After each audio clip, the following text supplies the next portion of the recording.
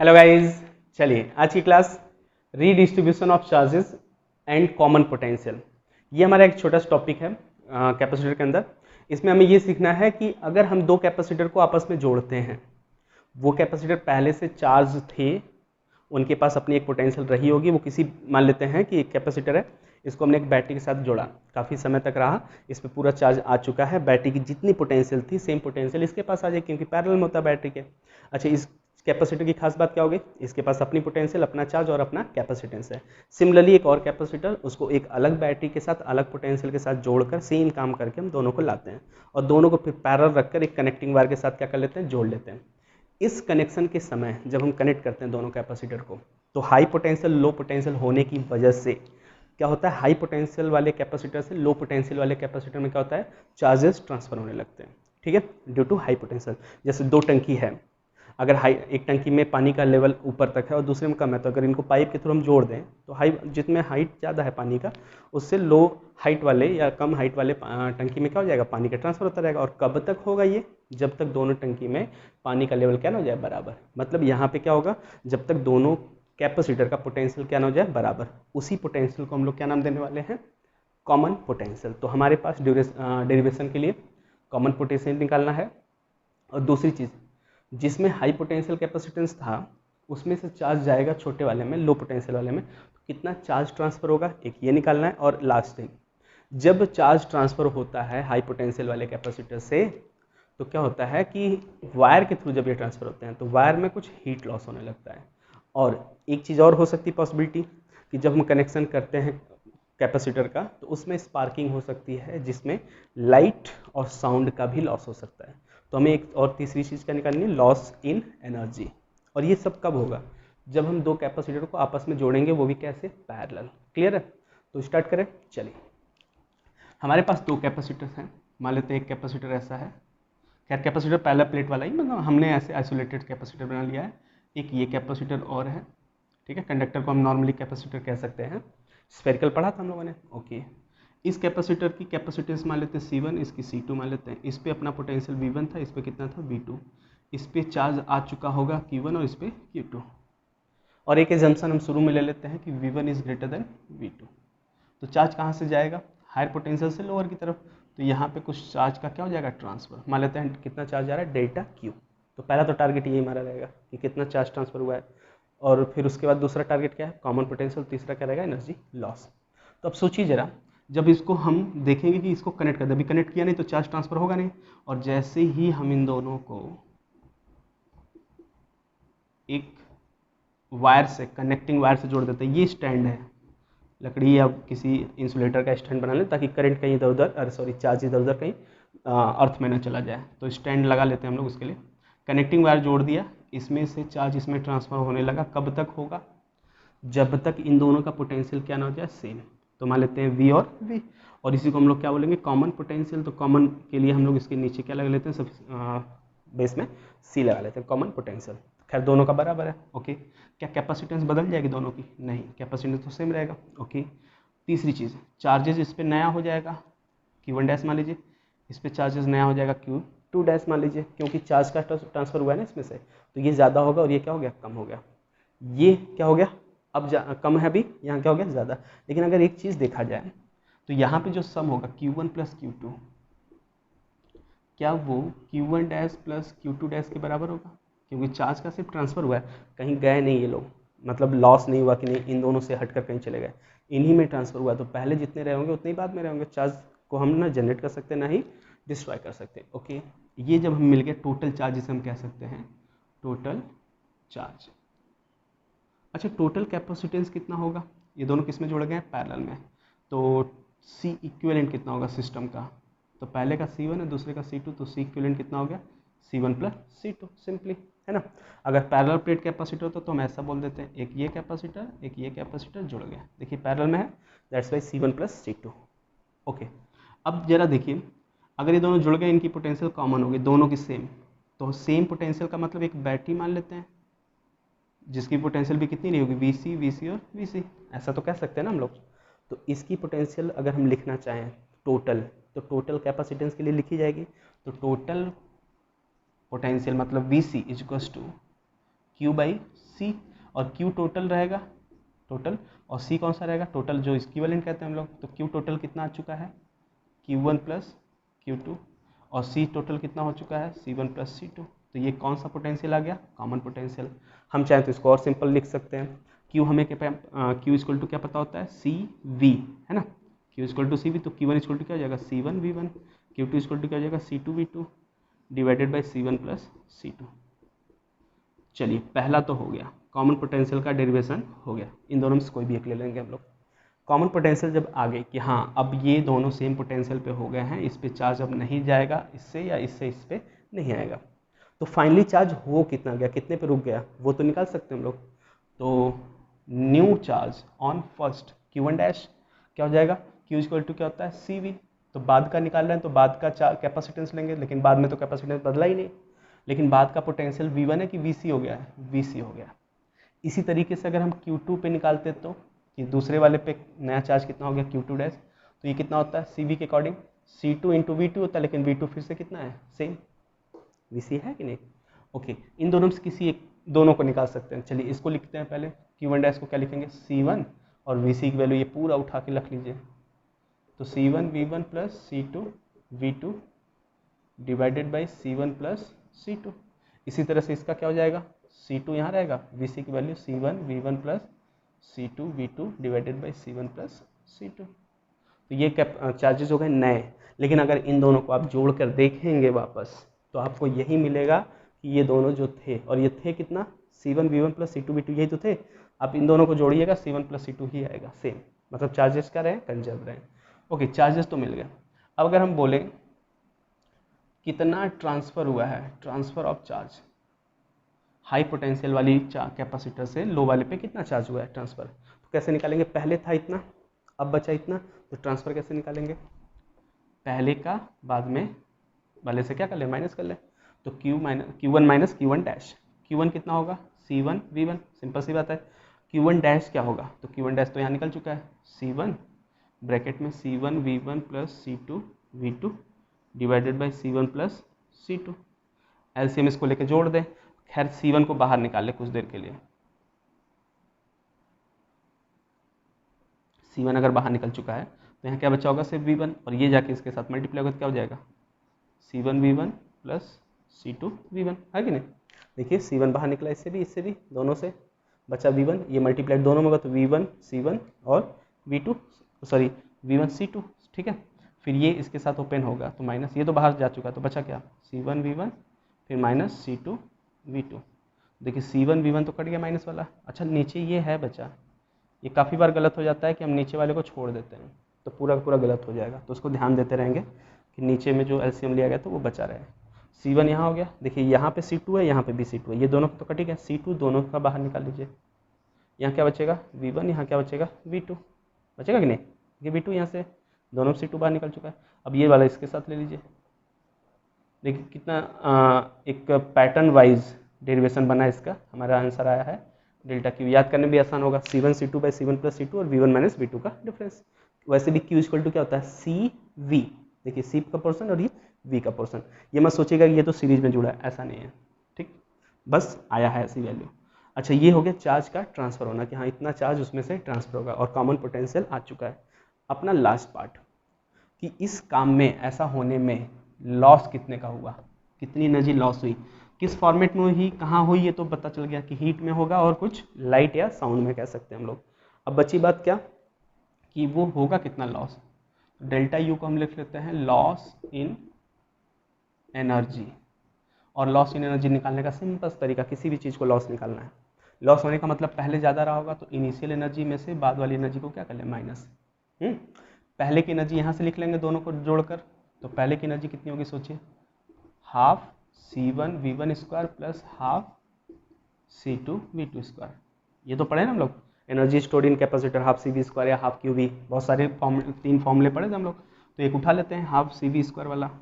तो पहले पार्ट का हो गया हाफ, मतलब इनिशियल हो गया हाफ C1 V1 स्क्वायर, दूसरे का हो गया हाफ C2 V2 स्क्वायर, दोनों जोड़ दिया, इनिशियल आ चुका है बिना कनेक्शन। अब कनेक्शन के बाद का निकाल लेते हैं, क्योंकि कनेक्शन में ही लॉस हुआ है, तो कनेक्शन के बाद का कैसे लिखेंगे, यहाँ के पहले का लिख लीजिए फिर इसका दोनों का जोड़ लीजिए। तो पहले का कितना लिखेंगे हाफ C1 V1 स्क्वायर, लेकिन V1 कितना हो चुका है VC, तो VC स्क्वायर हो जाएगा, प्लस दूसरे का कितना लिखेंगे हाफ C2 V2 स्क्वायर, तो V2 की जगह फिर से कितना VC।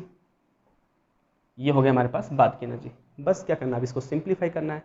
खैर सिंप्लीफिकेशन में स्टेप्स बहुत हैं, 6-7 लगेंगे इसमें, कम से कम में करेंगे तो बाकी सिंपल पैटर्न एक आएगा और प्योर मैथ है, एकदम सिंपल मैथ सिंप्लीफाई करने के लिए। तो देखिए 1/2 सब में से कॉमन कर लेते हैं, सब में से, ठीक है। यहाँ बचेगा हमारे पास C1 V1 square C2 V2 square, इसको हम ऐसे कर लेते हैं, फिर माइनस इसमें लिख लेते हैं ऐसे। यहाँ देखिए VC स्क्वायर दोनों में है, तो कॉमन कर लें, तो हम VC स्क्वायर बाहर खींच लेते हैं, तो अंदर कौन बचेगा C1 + C2 बचेगा, क्योंकि 1/2 तो बाहर जा चुका है, तो ये बचा। और VC की वैल्यू अभी हमें याद था, हम वहाँ रख लेते हैं इसको, तो रखने के बाद देखिए क्या बनेगा 1/2 V1 C1 का स्क्वायर प्लस C2 V2 का स्क्वायर, ये पहले पार्ट हो गया, माइनस दूसरे पार्ट का C1 + C2, ठीक है। और इसको जब रखेंगे हम लोग तो क्या रखेंगे, VC क्या था C1 V1 plus C2 V2 का value divided by C1 + C2, और इस पूरे का क्या है स्क्वायर है, ठीक है। अब देखिए करना क्या है, ये C1 + C2 कट जाएगा, लेकिन स्क्वायर है तो एक बचा रहेगा नीचे, और वो नीचे वाला इसके साथ एलसीएम में लेके क्या कर लेंगे हम लोग जोड़ लेंगे। तो एक स्टेप हम लोग क्या कर रहे हैं, शॉर्ट करके सॉल्व कर रहे हैं। तो देखिए फाइनली क्या लिखेंगे हम लोग 1/2, यहाँ क्या बचेगा C1 V1 square plus C2 V2 square एक ब्रैकेट में, और जो ये बचा है एक कटने के बाद इससे, वो वाला इसके साथ मल्टीप्लाई हो जाएगा, क्योंकि हम उसको क्या करना है एलसीएम लेके जोड़ रहे हैं। तो C1 + C2 एक ब्रैकेट में हो गया माइनस, और टोटल अब तो हो जाएगा ना ये वाला C1 + C2, तो C1 + C2 पहले लिख लें नीचे वाला ना, पता चला नीचे वाला छूट जाता है तो गड़बड़ हो जाएगा। ओके, अब ऊपर हो गया, ये यहाँ मल्टीप्लाइड हो गया, ये वाला कैसे लिखेंगे, तो देखिए A + B का होल स्क्वायर, इसको ओपन कर लें। तो ओपन करने का ऐसे डायरेक्ट ओपन कर लेते हैं, पहले वैल्यू ब्रैकेट लगा लेते फिर ज़्यादा खोल लेंगे। इसको ओपन करिए, C1 square V1 square plus C2 square V2 square plus 2C1 C2 V1 V2, ये ऐसा देखिए होगा कि नहीं होगा। इसको ओपन किया हमने, ये पूरा लिखा, ये क्रॉस मल्टीप्लाई ये हुआ। अब हम एक लास्ट लाइन लिखेंगे, और मतलब सेकंड लास्ट लाइन कह सकते हैं, इनको ओपन करेंगे और इसको ब्रैकेट खोल देंगे पूरा। तो देखिए क्या लिखा जाएगा 1/2, इसको जब इसके साथ मल्टीप्लाई करेंगे तो पहले क्या आएगा C1 स्क्वायर हो जाएगा, V1 स्क्वायर था ही, प्लस इसके साथ मल्टीप्लाई करेंगे C1 C2 V2 स्क्वायर हो जाएगा, फिर इसका मल्टीप्लाई कीजिए C1 C2 V1 स्क्वायर हो जाएगा, फिर इसके साथ इसको करिए C2 स्क्वायर V2 स्क्वायर हो जाएगा, खत्म। 4 पार्ट्स हो गए। नीचे ये लिख लेता हूँ पहले तो C1 + C2। अब इसको जब ओपन करेंगे तो सब माइनस हो जाएगा, तो C1 square V1 square minus, फिर C2 square V2 square minus, फिर -2 C1 C2 V1 V2, है कि नहीं। तो देखिए C1 V1 स्क्वायर माइनस वाला प्लस वाले से कट गया, C2 V2 स्क्वायर माइनस वाला C2 V2 स्क्वायर प्लस वाले से कट गया, ठीक है। और एक चीज़ और देखिए, ध्यान से दिख रहा होगा, जो बच्चे 3 लोग हैं उनमें C1 C2 है, तीनों में C1 C2 इसमें भी है, इसमें भी है और इसमें भी है, तो सब में से कॉमन कर लीजिए। तो C1 C2 बाहर, पहले से 2 नीचे था, और इस वाले को भी नीचे लिख लेते हैं C1 + C2, ताकि छूटे ना। अब इनका हो गया। अब बच्चे कौन अंदर देखिए, यहाँ से V2 स्क्वायर बचेगा, यहाँ से V1 स्क्वायर बचेगा, और यहाँ से 2V1 V2 क्या दिख रहा है A - B का होल स्क्वायर। तो जो ज़्यादा था उसको पहले लिख लीजिए, जो कम था उसको बाद में, फिर इसका क्या कर लीजिएगा स्क्वायर। समझ में आ गया। देखिए इतना आंसर आया। फाइनली इसको अच्छे से अगर लिखें तो डेल्टा U मतलब लॉस एनर्जी हो जाए 1/2 × C1 C2 by C1 + C2 plus C2 और V1 - V2 का और स्क्वायर। ये लॉस आया हमारे पास कि इतनी लॉस होगी जब हम कैपेसिटर को क्या करेंगे पैरेलल में जोड़ेंगे। एक हाई पोटेंशियल लो पोटेंशियल रहेगा, तो हाई पोटेंशियल से लो पोटेंशियल में चार्ज जाएगा, तो उसके समय में उसी समय हीट लॉस और लाइट लॉस या कह सकते हैं साउंड लॉस, इन सब में क्या जाएगा कुछ ना कुछ चला जाता है। तो ये हमारे पास हो गया लॉस। ओके, अच्छा याद करना 3 फॉर्मूले हो गए, कॉमन पोटेंशियल हो गया, फिर चार्ज हो गया, फिर ये हो गया लॉस। तो इन तीनों को कैसे याद करेंगे, सिंपली पहला तो कॉमन पोटेंशियल सिंपल है, टोटल चार्ज करेंगे याद करके, ये हो गया सिंपली चार्ज बाई कैपेसिटेंस। अब बची कि चार्ज कितना लॉस हुआ, तो चार्ज लॉस के लिए एक याद कर लीजिए पहले तो इसको C1 C2 by C1 + C2 था और इसमें क्या था V1 माइनस V2। अगर ये याद रहा तो आपको ये याद करने की ज़रूरत नहीं है। क्यों? क्योंकि Q जब याद हो जाएगा तो आपको एनर्जी का फॉर्मूला पता होगा, हाफ Q भी होता है कि नहीं? तो यही तो एनर्जी निकाला है ना हमने। लॉस वाली बात अलग है लेकिन एनर्जी ही है। तो एनर्जी का formula half into Q into V। तो देखिए ये Q ये रख लीजिए, तो पूरा Q हो गया। एक V और है इसके साथ, एक स्क्वायर कर लेगा इसको और 1/2। देखिए फाइनली ये बनेगा कि नहीं बनेगा। तो अगर Q आपको याद है तो आपको लॉस याद करने की ज़रूरत नहीं है। क्लियर है? ये था हमारे पास आज की कहानी। इस पे एक छोटा सा न्यूमेरिकल कर लेते हैं जिससे हमें ये समझ में आ जाए कि ये कहानी कैसे काम करता है, कैसे टाइप के क्वेश्चंस, किस टाइप के क्वेश्चंस आते हैं। ठीक है, तो एक प्रॉब्लम उठाते हैं एनसीईआरटी का।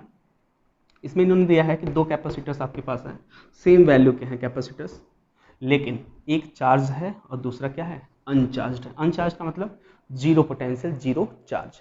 तो देखिए हमारे पास एक कैपेसिटर यहाँ पे है, इसकी वैल्यू ने रखी थी 600 पिको फैरेड।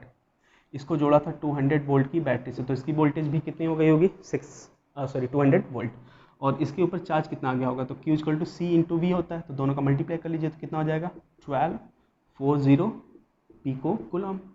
ठीक है, अच्छा ये होगी पहले कैपेसिटर कहानी। फिर दूसरा एक कैपेसिटर था जिस पर न चार्ज था, 0 पिको कूलम, न उस पर कोई वोल्टेज था 0 वोल्ट, लेकिन उसकी कैपेसिटेंस थी कितनी, सेम पहले जैसे 600 पिको फैरेड। फिर बाद में इन दोनों को क्या कर लिया गया, जोड़ दिया गया। तो जोड़ने पर हमने ये बताया कि हाई पोटेंशियल ये हो गया, ये लो पोटेंशियल, तो हाई से लो पे आएगा चार्ज, तो कुछ चार्ज इसका इस पे चलाएगा, वो निकालना है चार्ज।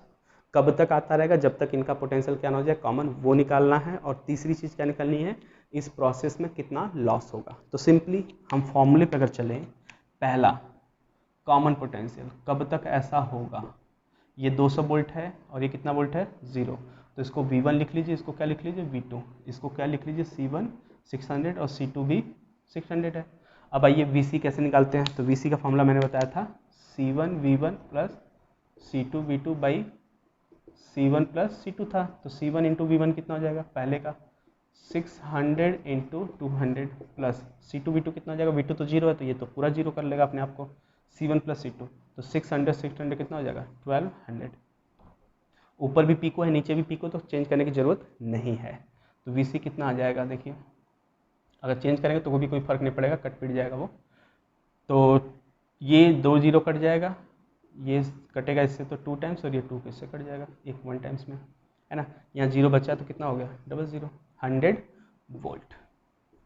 एक के पास 0 था, एक के पास 200 था, तो एवरेज वैसे भी कितना आना चाहिए था 200 आना चाहिए, लेकिन हमेशा ऐसा काम नहीं करेगा।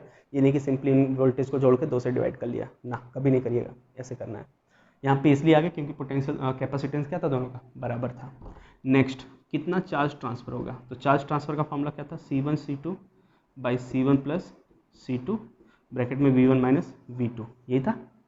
तो चलिए C1 C2 मतलब दोनों का मल्टीप्लाइड, तो 600 picofarad, 600 picofarad, picofarad को फैरेड में बदलने के लिए -12 से मल्टीप्लाई, एक इसका हो गया, डिवाइडेड बाय दोनों का सम, तो 600 प्लस 600, और पिको फैरेड को फिर से फैरेड में बदलने के लिए 10⁻12 से।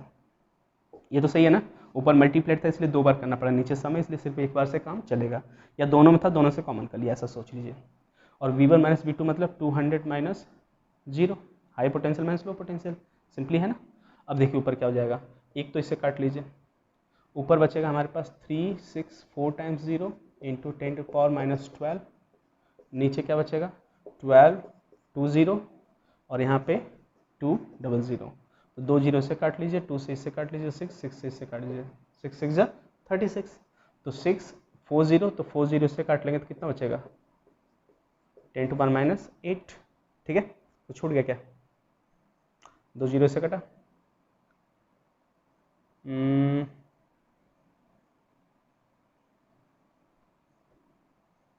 सही तो है। ये हो गया हमारे पास चार्ज,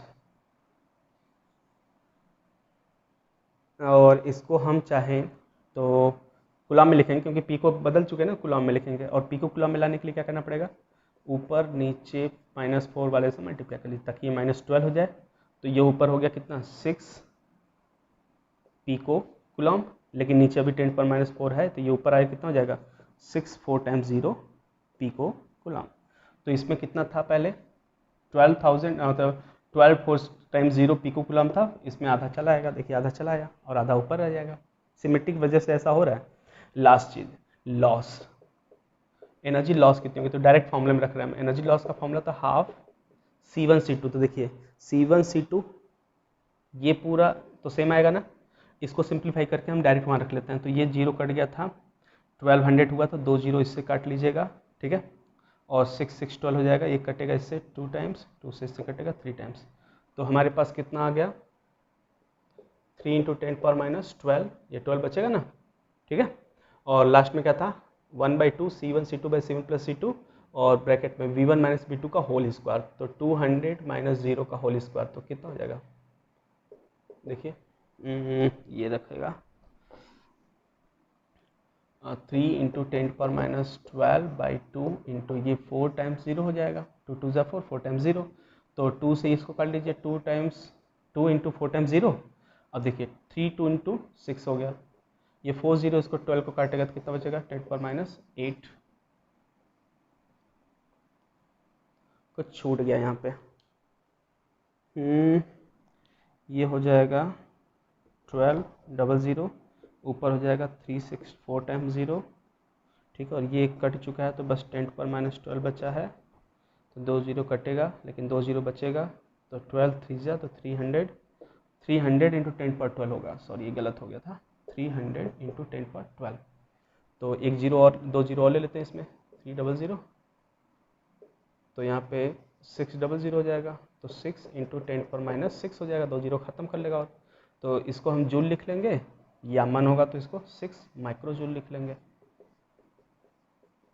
क्योंकि माइक्रो 10⁻6 होता है। ये लॉस हो गया, इतनी लॉस होगी जब हम दोनों कैपेसिटर को आपस में क्या करेंगे कनेक्ट करेंगे। तो ये हमारा एक क्वेश्चन छोटा सा था, ऐसे कई क्वेश्चंस बन सकते हैं। इसमें हो सकता है 10 वोल्ट इसको दे दे कि अब कनेक्ट करो, हो सकता है इसको 40 वोल्ट दे दे, इस पर कुछ चार्ज रहा हो, काफ़ी चीज़ें हो सकती हैं, ऐसा नहीं होगा। और हाँ एक चीज़, जब वोल्टेज होगा तो चार्ज जीरो नहीं होगा, कुछ ना कुछ चार्ज आ ही जाएगा। तो इतनी कहानी आज के लिए, रीडिस्ट्रीब्यूशन या शेयरिंग कहते हैं इसको हम लोग, चार्जेस का और पोटेंशियल लॉस का। नेक्स्ट टाइम पे हम लोग पढ़ेंगे, बोर्ड तक का लगभग खत्म हो चुका है जितना बोर्ड में आता है हमारे CBSE में। अब जो हम लोग पढ़ेंगे नेक्स्ट टर्म पे वो होगा हमारा कंपटीशन लेवल पे, चार्जिंग एंड डिस्चार्जिंग। कोई कैपेसिटर चार्ज होता है तो किसी T टाइम बाद, 10 सेकंड बाद, 5 सेकंड बाद उसमें कितना चार्ज आएगा, कितना करंट फ्लो करेगा, इस सारी चीज़ें हम लोग क्या करेंगे नेक्स्ट टर्म पे करेंगे। उसे हम जनरली कहते हैं RC सर्किट। तो वो नेक्स्ट टर्म पे, आज के लिए बस इतना ही, ठीक है, थैंक यू।